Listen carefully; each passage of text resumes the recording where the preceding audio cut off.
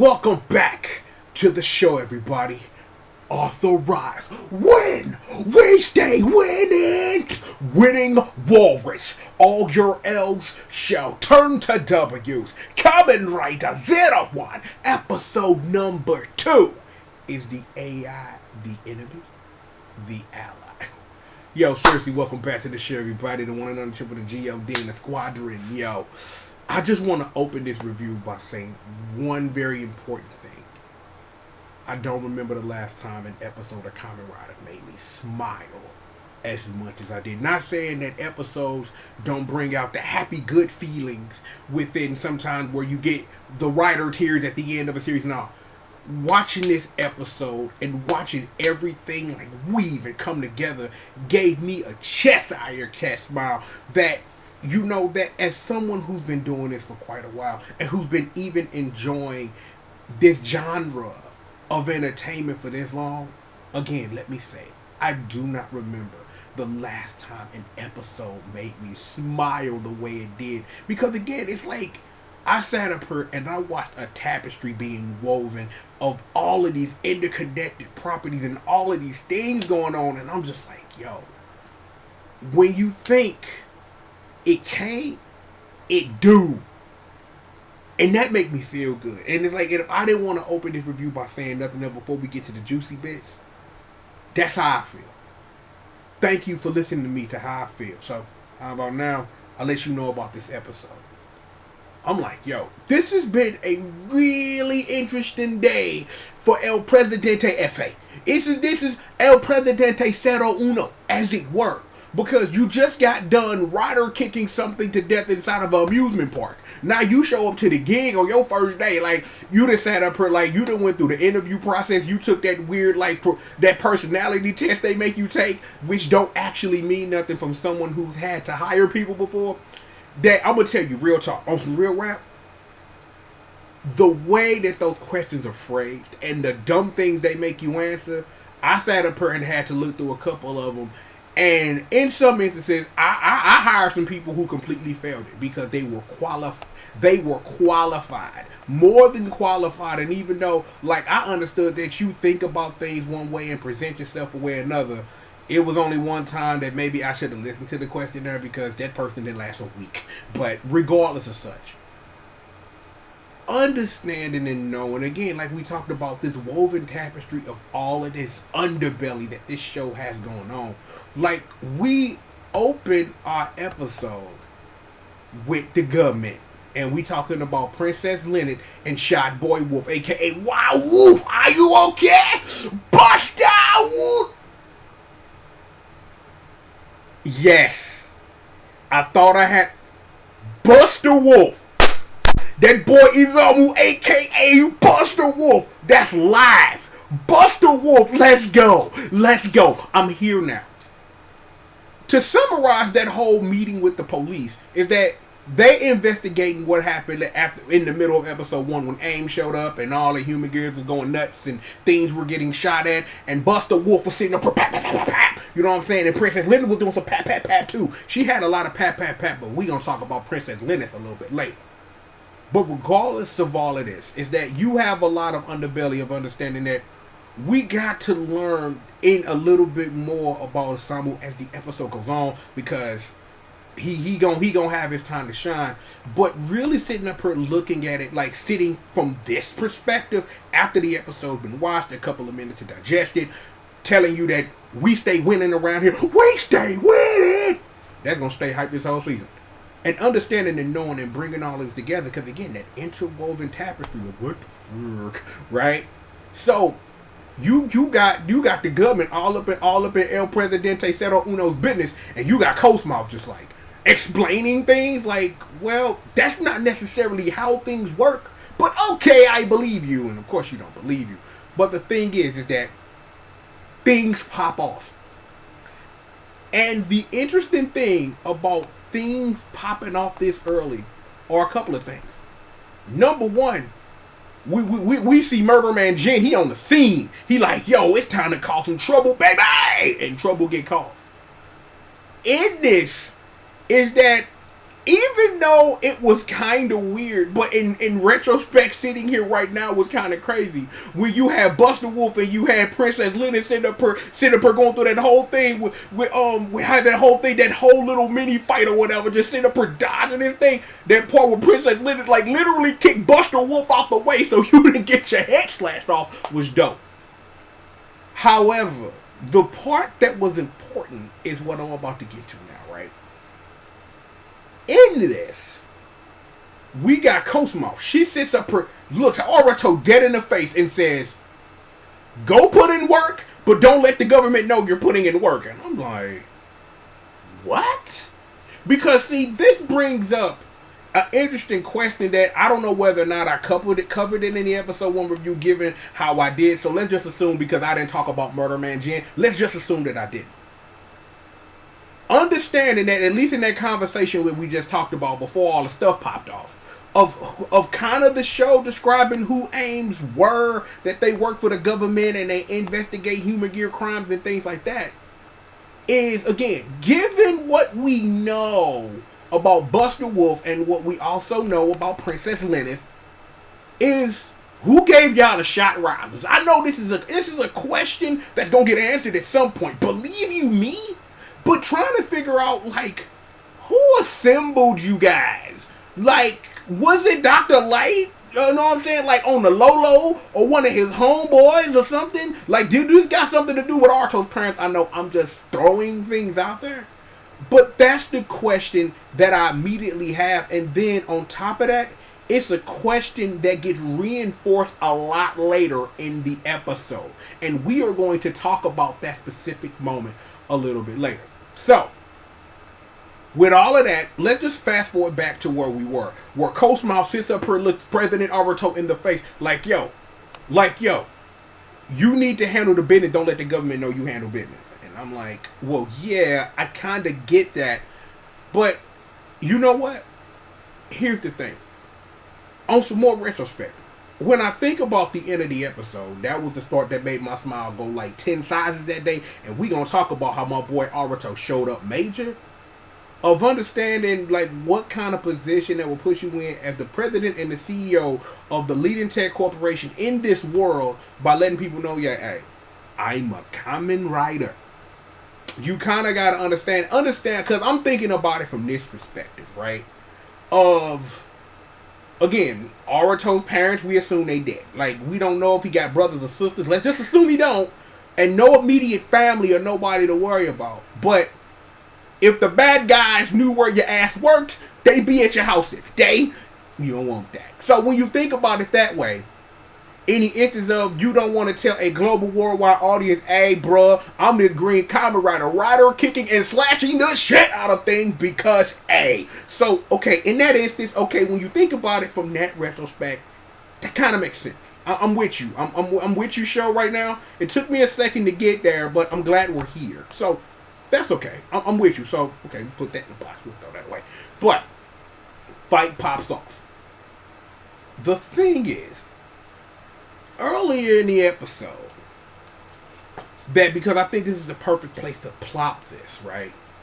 We established this character named Mamoru, which is this human gear who sits up here and defends the people. And in all of this, Uncle Bitch and his Telos Mouse, and yeah, Telos Mouth. We're gonna go with that. We'll figure something. We'll get some robot name for whoever that bitch is, and some other dude. I guess Uncle Bitch's assistant or whatever, and just sitting there. And it's like he's sitting up here. He took a major L for them and all that. And then after everything popped off, because I'll get back to how everything popped off, but because I'm on a tangent. Let me. Is understanding that he sat up here like, yo, I'm just doing my duty. Like, thank you for protecting everybody in the building. You the greatest, you know what I'm saying? You the greatest flashlight human gear cop in the history of flashlight human gear cops, my nigga. Like, thank you for holding it down for the streets. Okay, then. Bet.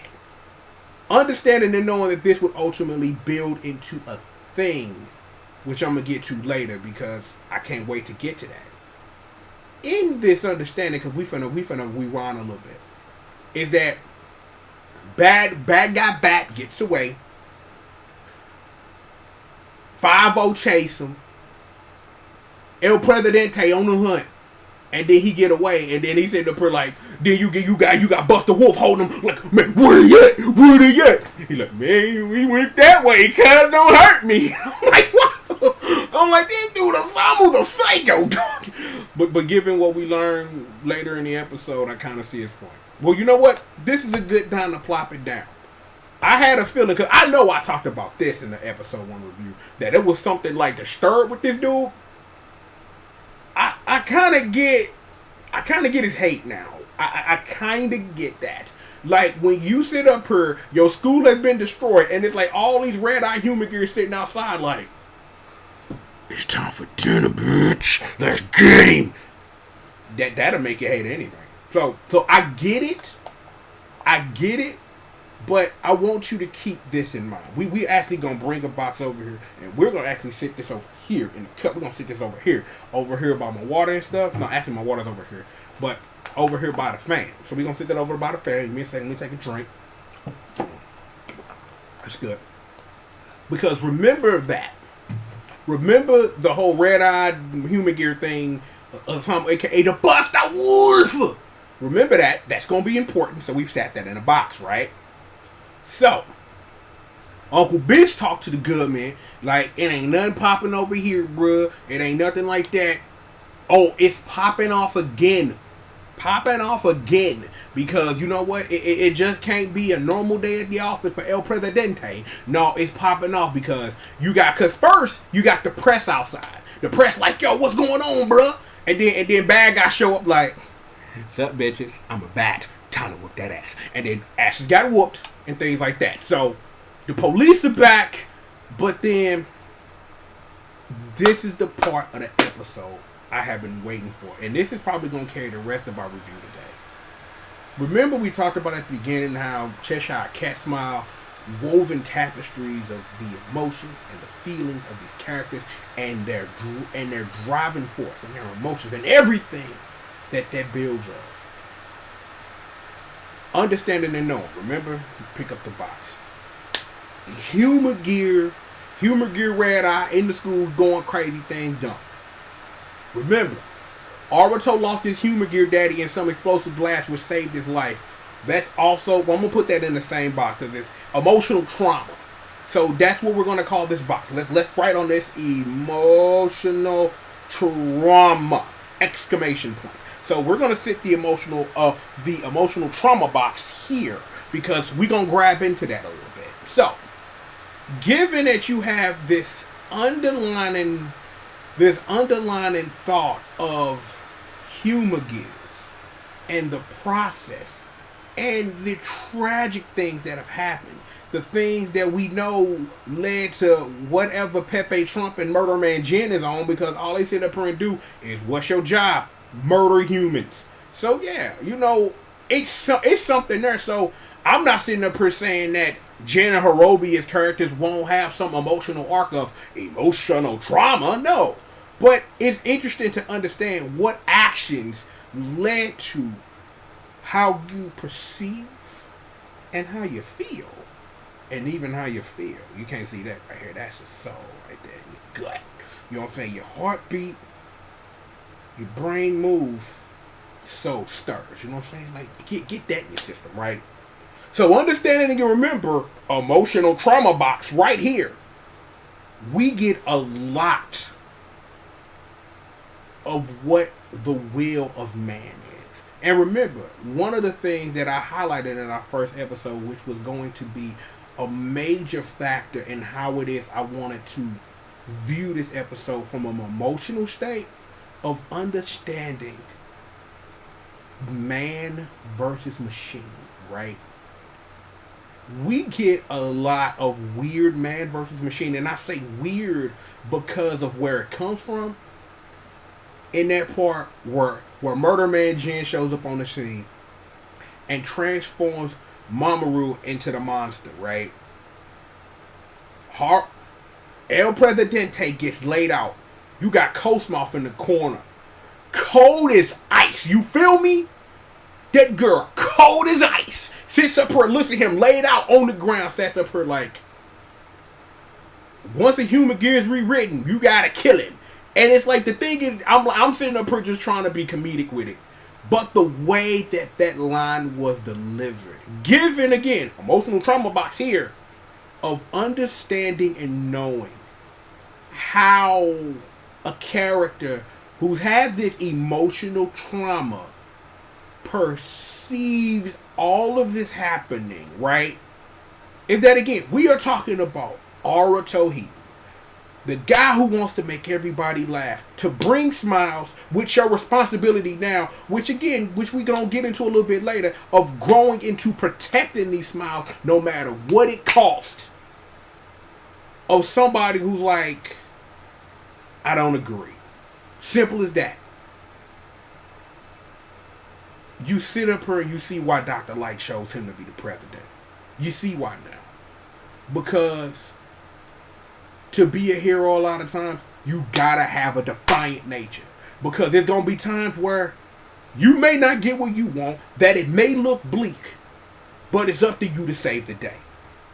And watching Aruto in that moment perceive all this and take it in and understand and know that you in a fight where it's not gonna work out all the time.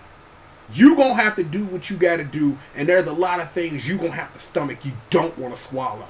But you've gotta do what needs to be done. And then what proceeds to happen is a whole bunch of property destruction. Rising Hopper! I'm like, the beam from Zia shot down and destroyed the glass over him. And it's like, it made an even more dramatic scene because the whole Aruto rising up to the challenge and all that, and just this glass just flowing over him. Bang! Just like, yo, a sick moment. A sick moment, and a fight pops off. And we'll get to that later. Still in our emotional trauma box, but we finna flip the scene. We got Buster Wolf. It's going down. He didn't chase down the monster. It's like for the second episode in a row, Princess Linus got saved by a shot from Buster Wolf. Second episode in a row. I wonder how long this is going to be. The thing that they do is that every time she get her cute little self into trouble, bow, one of them. Remember emotional trauma. This triggers an important moment. A pivotal moment in the show. We only in episode 2. When the Samu finally transforms. It's like, remember, again, because I'm going to keep bringing this up. Emotional woven tapestry, right? Remember that. The coin flip, ladies and gentlemen. To understand and see one of the things that have been woven, especially early in the episode, is that, and you see it at the end, is that Osamu sits up here and laughs at everything Aruto does. And it's like, and I guess that's where you gonna find that ultimate building of, mutual respect, friendship, family, and all of that in that. And we'll keep that for a little bit later if I want to discuss it. But it's gonna be a thing because ultimately you're gonna have to build to these two being a team.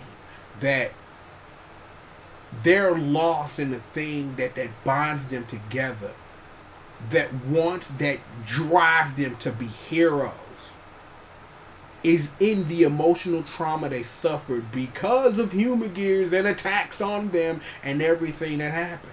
So we'll put that in the emotional trauma box too. We'll be going back to this a lot of this season, I do declare. But here's the thing.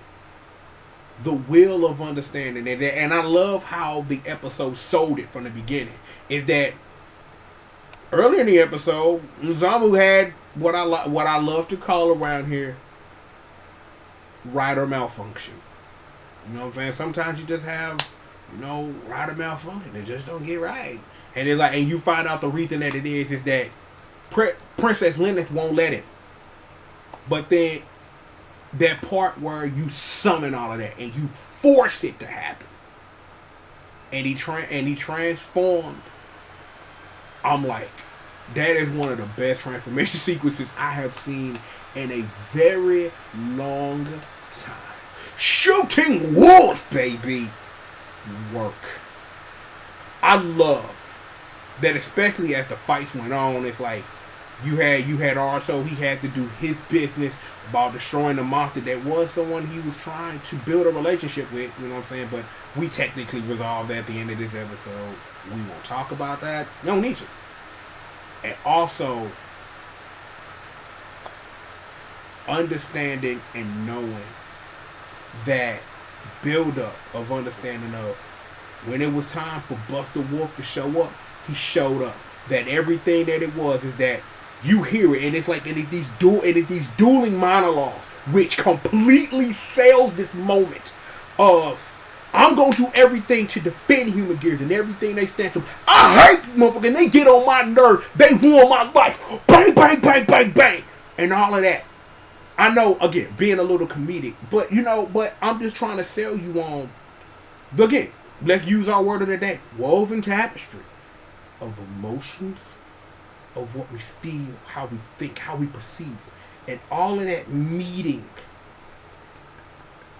in the middle of these two who stand up, especially at that end after that shooting bullet. That finish was wow. He sat up full power, bust that thing, sat up here, shot that dude through like 30 crates. I'm like, yo, that finish is dirty. But then he sat up here, shot a whole bunch of bullets and stuck them to the wall like. Wee, bang, and I'm just like, yo. Oh, you thought I forgot that thing because we was getting back in there. Before Buster Wolf after Buster Wolf transformed, Princess Lennon started recording it like, yo, he transformed, and I'm like, huh? So who you reporting to? This should be interesting. Like more of that underbelly. So I don't know whether or not she finna betray the squad, or this is something underlying, or Buster Wolf was like this chosen one to do this or something. I don't know. I can't wait to find out. That ending though. That ending. I've been waiting for this. That ending. You got Uncle Bitch up there like, man, we don't know nothing. El Presidente walk in the room like, yo, here the receipts. You know what I appreciated about that scene? I love how Arthur walked in that room and just manned up. Even though it ended in a comedic way, he stood up there. As the responsibility is not only the person in charge, but as a man trying to hold his own in these streets. Nothing but respect. That made my heart smile. I'm seeing this character 2 episodes. It's 2 episodes in the bank, and he growing up in front of us right now. Because that took a lot of courage to be, yo, this is what the situation is, bruh. This is what it's gonna be. Be on your guard. We gonna do what it is that we gotta do. And again, I appreciate him I appreciate him just being smart about it, even though with Coach Mouth's help. Of understanding, like, you don't want to tell them you Kamen Rider 01. You don't want to do that. 01, 01. You don't want to do that.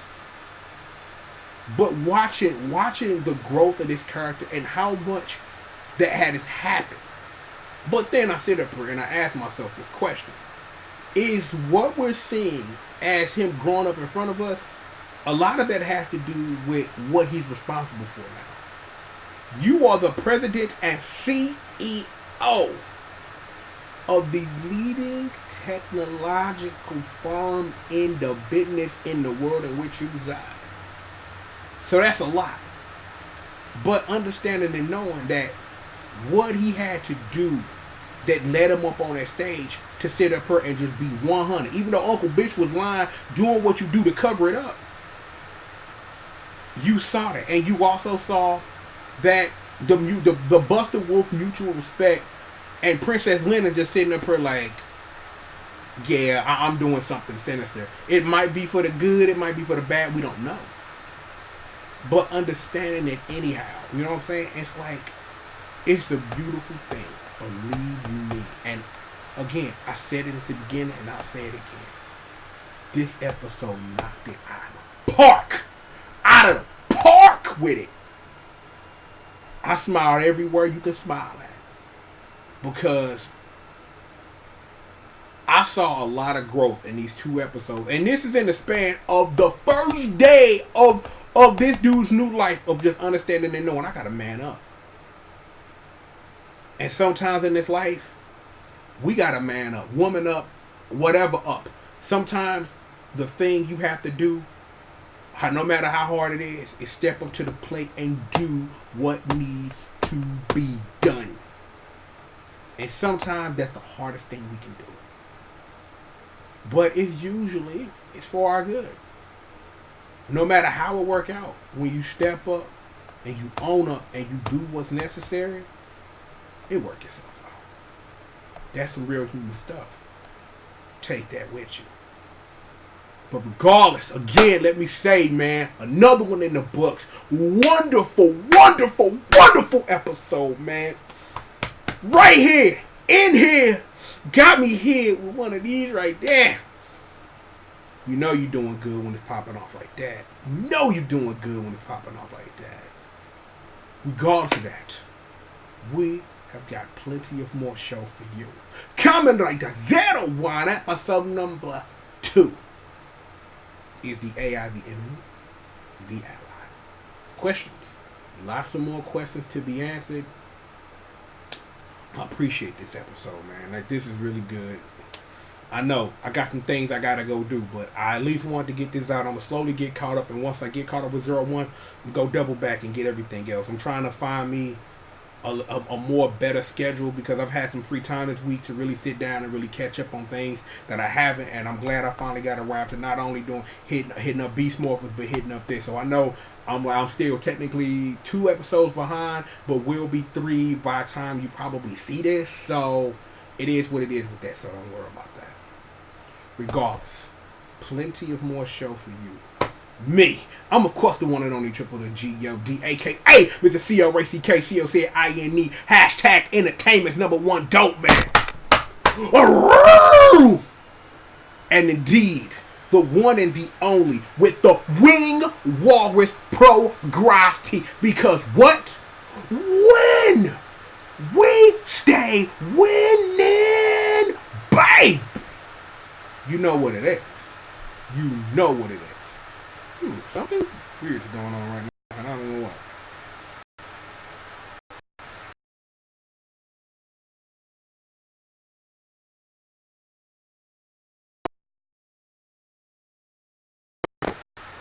I'm not letting this one go. I don't know what it's going to do to the video. We'll find out together. You know what I'm saying? Let me ease your pain a little bit. Janine, let me ease your pain a little bit, darling. I don't know what's going on. I'm going to see what I can do about easing your pain. Is that good? Okay, so yeah, you know what? Your pain has been eased, darling. I don't know what that's going to do to the quality of the video, but ain't no way I'm re-recording this. This is too much juice. And if that happened at the end too, yo, live television, it just is what it is.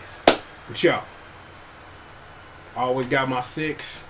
Squish, Murder, and the Squadron, the congregation, may they be praised. Bessie, Janine, Magdalene, holding down your unos, your doses, your thraces, and your quattros. And yo, I am the winning robber. So all I do is stay winning. And y'all staying winning right with me. And I appreciate y'all coming through. Yo, subscribe button, bell, like, dislike, comment, social medias, and ways to support the show with your cash money. Look, sit back, relax, and stay tuned. We have got plenty of more show for you. And we've got it right after these commercial messages. Ooh, baby. Feels good, baby. Even, like, yo, let it be a lesson however this video looking in. Even when you live, you're live. You just got to make it happen. Wonderful episode of 01, man. Can't wait to get more deep into the show with y'all. More show for y'all in that intro right after these commercial messages.